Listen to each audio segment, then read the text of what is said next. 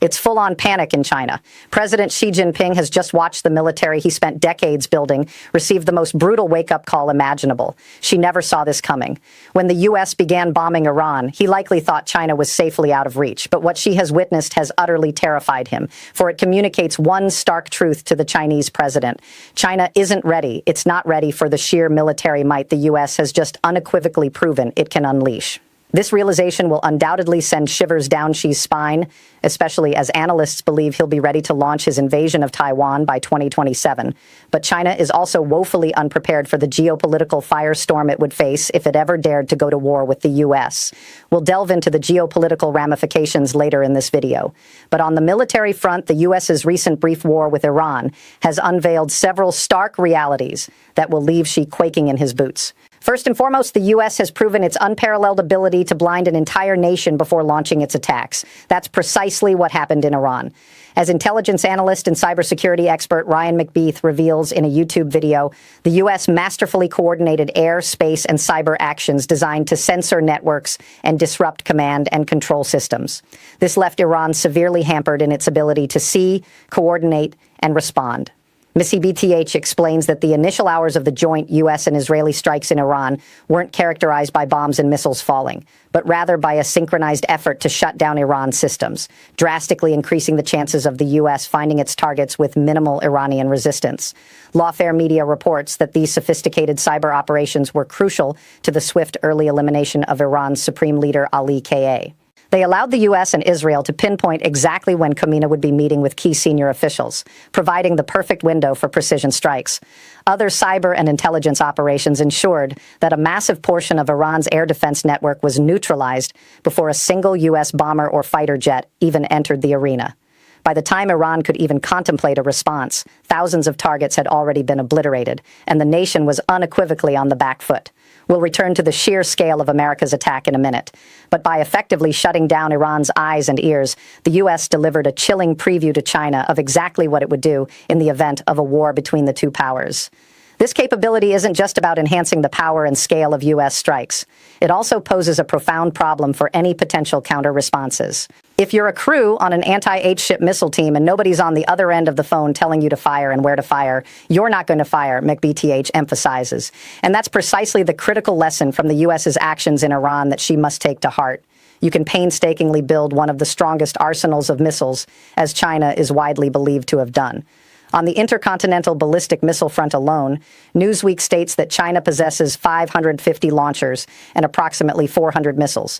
But none of that truly matters if your command and control systems are so effectively neutralized that operators at these sites and China's many other launch facilities cannot communicate with military leadership. This is dire news for Xi confrontation with the U.S. It becomes even more catastrophic when you introduce Taiwan, Xi's most probable target, into the equation. As McBeath clarifies, China's plan for Taiwan is less about landing soldiers on beaches, though that would certainly be attempted. The primary strategy involves saturating Taiwan with missile bombardments, and for that to succeed, command and control must be flawlessly operational. The U.S. proved in Iran that it can completely such systems before even launching an attack. This is a brutal wake-up call for Xi. Now, we just mentioned targets, which brings us to the second critical issue she faces after witnessing the U.S. in Iran. Sherjaka, with Iran's eyes and ears incapacitated, the U.S. simply overwhelmed the nation's entire military infrastructure. The U.S. demonstrated an unprecedented ability to scale up day one strikes to such a massive extent that they hit around 1,000 targets right off the bat. After nearly a week of conflict, Breaking Defense reported that the U.S. had conducted over 3,000 strikes against Iran, hitting 43 of its ships in the process. Beyond the command and control centers we've already highlighted, the U.S. systematically pounded Iranian drone and missile manufacturing and launch sites to the point where, according to some sources, Iran's drone launches have plummeted by 83%. And its ballistic missile attacks are down a staggering 90% compared to Iran's initial attempts to respond.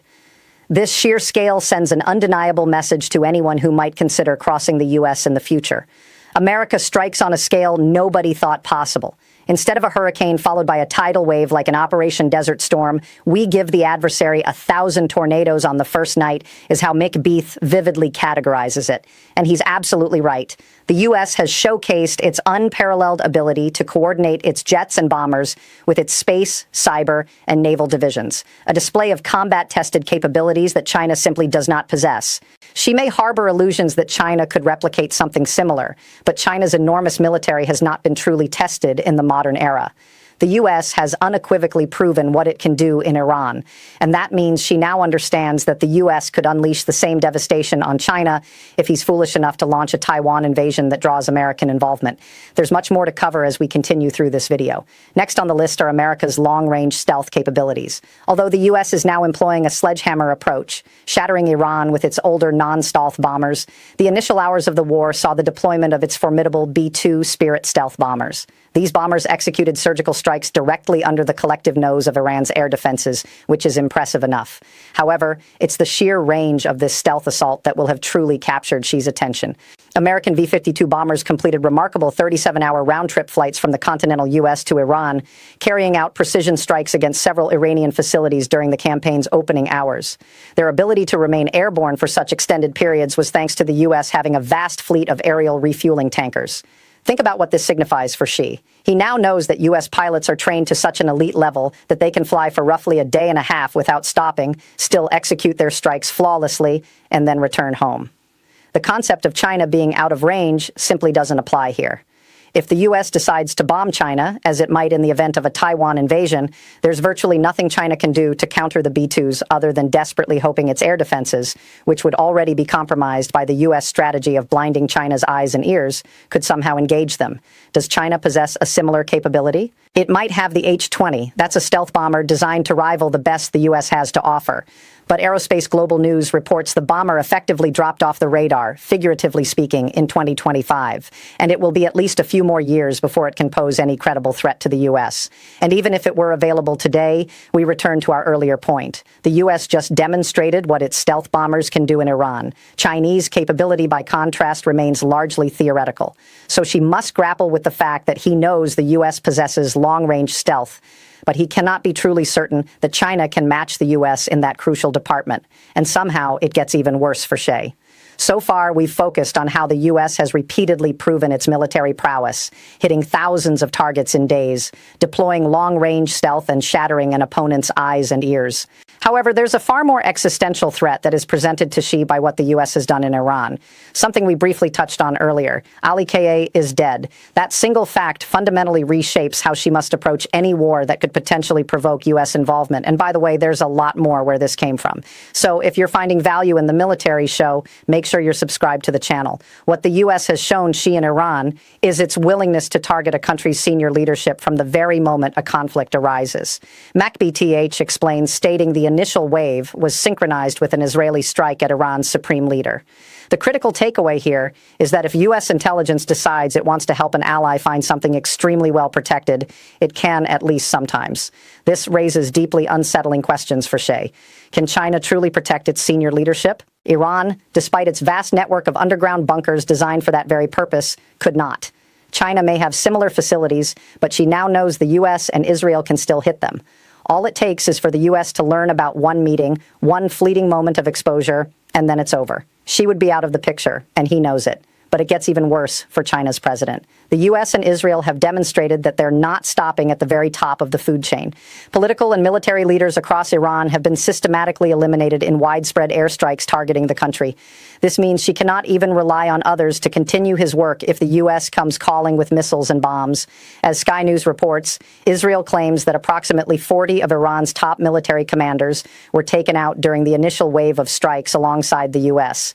Right now, Iran has already selected a new supreme leader. After a brief interim period with a three-person council, the Assembly of Experts swiftly appointed Mojaba, the son of the late Ayatollah Ali Ka. That simply means the Assembly of Experts now has a big jar of paint and a brush ready to paint a target onto somebody else's back. If she were to fall to similar strikes, would anyone in China even want the job while the U.S. is on the attack? What she is witnessing in Iran is a coordinated effort to decapitate an entire country's regime. And it's working for Xi. The timing couldn't be worse because he has been systematically dismantling the top of China's military structure for some time now. On March 3rd, the BBC reported that China had removed 3 experienced military generals, Gao Wei, Lula, and Hanegua, from a top political advisory board. Just 3 days before that, on February 27th, the BBC also reported that China had purged 19 officials, including 9 who served in the People's Liberation Army, as she sought to consolidate even more power. After what's happened in Iran, she might be looking at these moves as colossal mistakes. Experienced officials have been removed, likely to be replaced by loyalists who will simply do exactly what she tells them. That's fine for Xi while he's alive and in power. But what happens when he's gone due to the U.S. sending a bomb right into one of his bunkers? China's entire military and political structure could collapse, just as we're now seeing in Iran. Still, China does have one thing going for it. Like Iran, China possesses a missile-based strategy that it intends to use to fend off the U.S. And there's no denying that China is significantly stronger in this department than Iran, having built massive missile stockpiles in preparation for its Taiwan invasion, as well as for self-defense. We mentioned China's ballistic missile stockpiles earlier.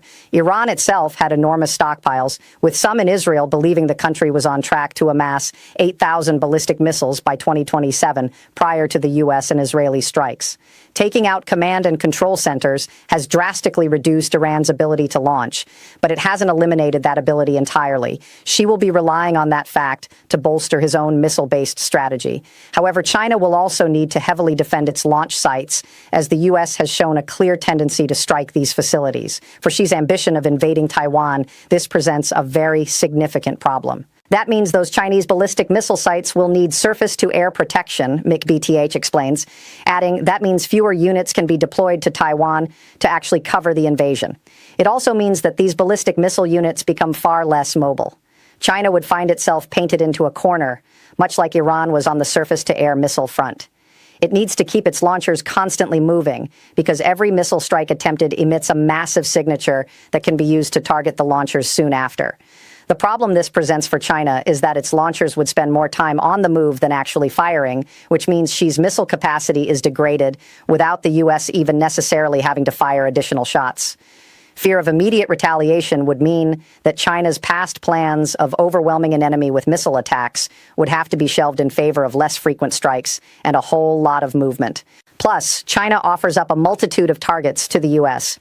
Beyond the 550 intercontinental ballistic missile launchers we mentioned, Business Insider reports the Pentagon believes China has 300 medium-range ballistic missile launchers at 150 launchers for ground-launched cruise missiles, 250 launchers for short-range ballistic missiles, and 300 for intermediate-range ballistic missiles. And you arrive at a staggering total of 1,550 ballistic missile launchers. That amounts to an enormous number of targets for the U.S. to hit. For China, having so many launchers does mean it will be able to sustain a missile-focused strategy longer than Iran. However, that strategy would be constantly degraded, as the U.S. has shown that it prefers to strike the archer rather than the arrows. In other words, and we said the same about command and control centers, missiles don't mean much when you don't have the launchers needed to send them flying. Add everything we've covered up to now, and you're left with a whole host of military challenges that now stare Xi directly in the face as he observes what the U.S. is doing in Iran. China's president knows that making any moves that lead to U.S. involvement would result in his country facing the same shock and awe type of strategy. And though China is in a much stronger position to absorb the brunt of this strategy than Iran, there's another element that will have Xi shaking in his boots. Iran has inadvertently shown Xi that the U.S.'s power-based approach to building global geopolitical influence has truly worked. In response to the U.S. strikes on its territory, Iran has been attacking U.S. bases and military-adjacent targets in the Gulf region. On March 8th, CNBC noted that Bahrain, Kuwait, the United Arab Emirates, and several other states that Iran classifies as allies of the U.S. have been attacked with drones and missiles. This is a profound miscalculation by Iran. It's attempting to bully these states as its entire military infrastructure crumbles. And this approach could very well end up solidifying U.S. allegiances in the Gulf region rather than destroying them. Iran is in effect turning itself into a geopolitical martyr by trying to hurt the U.S. through attacks on other countries. She knows that China would find itself in a very similar isolated position if it went to war with the U.S. As Matt Beath explains, within a few days of this conflict, more allies are starting to realize that Iran is an existential threat to the Middle East, and China should take notice of that. He points out that the U.S. military has bases in South Korea and Japan, along with rotational bases in Australia and the Philippines. She would undoubtedly have to strike these bases in an attempt to weaken any U.S. attack should war ever come. But all that would achieve is dragging those four powerful nations directly into the fight, presenting China with an even more insurmountable problem. Imagine all of this unfolding as a result of Xi following through on his plan to invade Taiwan. What should be an invasion of a relatively small island nation would quickly escalate into China fighting Taiwan and the U.S. And in attempting to battle back against the U.S., China would only invite more powerful nations into the war, all of whom would vehemently oppose it. As for allies, Russia is thousands of miles away and may well remember that China hasn't directly supported it in its Ukraine invasion. Iran is already being rendered a non-factor, and China's approach of building geopolitical influence through investment simply won't be enough to convince small countries to get involved in such a massive fight. What we see here are two fundamentally divergent geopolitical strategies at play. The U.S. is focused on might as evidenced by the hundreds of military bases built around the world. According to Al Jazeera, the U.S. maintains around 750 bases spread across 80 countries. China, on the other hand, has only one publicly acknowledged military base outside of its own territory in Djibouti, which serves more as a logistics hub than anything else. China has instead focused on pouring billions of dollars into helping smaller nations develop.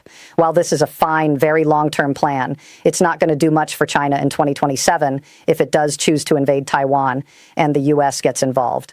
What China has left itself with is a situation where it gets pinned into its own territory by a country that has bases in many major nations that surround China. And just like we see with Iran, those bases would inevitably become targets for China, which would only inflame geopolitical tensions further, resulting in a war that spirals wildly out of Xi's control. Perhaps the diplomat puts it best, as it stated on March 7th. Having tracked China's regional partnerships over the last decade, we have found that Beijing's influence consistently peaks at signing ceremonies and fades when security risks arise. Beijing has built a Middle East strategy centered on influence without military presence, the outlet reports. We're witnessing that stark reality right now in Iran, as China isn't rushing to do much of anything to help what is supposed to be one of its more powerful allies. What message does that send to the many countries that are militarily much smaller than Iran about what China would do for them if they were drawn into a war with the U.S.? It doesn't send a great message, and it means that China's money-based strategy of influence pales in comparison to what the U.S. offers its allies. Security and power are everything in a wartime scenario. China offers neither to its many partners and allies, and Xi knows it. What's happening in Iran has proven it. China's inaction speaks louder than any of the money it distributes. Sooner or later, Macbeth says China will be forced to strike a non-aligned nation in a war with the U.S., just as Iran has been. And when that happens, Xi will wake up to the undeniable fact that the U.S. has allies that will fight. As for China, not so much. With nobody on his side outside of his own country, Xi is watching Iran and seeing the ghost of wartime future if he picks a fight with the U.S. An invasion of Taiwan would amount to precisely that. And the brutal wake-up call that Iran has delivered to China over little more than a week may just force Xi to completely reconsider everything he's been planning for years. Xi knows that the U.S. has a strategy that works. He also knows that the U.S. has a plan to crush China, as we reveal in our other video. Check it out if you want to learn more. And if you enjoyed this video, make sure you're subscribed to Brief Update as we dissect war scenarios like this one every single week. And thank you, as always, for watching.